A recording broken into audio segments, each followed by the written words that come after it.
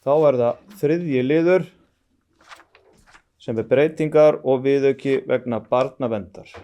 Það bæjarfulltrúi Hulda Elma Eysteinsdóttir sem tekur til máls.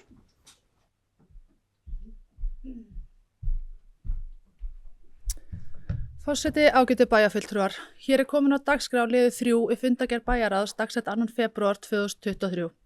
Breytingar þessara bæjarmálasamþykkt með vísan til breytinga á barnaverndarlögum númer 80/2002 og kröfu að setja ákvæði fullnaðarákvörðunarvald barnaverndarþjónustu í viðauka með bæjarmálasamþykktinni. Breytingar þessar komnar hér til umræðu og afgreiðslu. Þökkum bæjarfulltrúa Huldu Elma Eysteinsdóttir fyrir, orðið laust. Enginn sem vil tjá sig, þá berum við upp til atkvæða. Þau sem samþykkja breytinguna, rétt upp hönd. Það samþykkt með 11.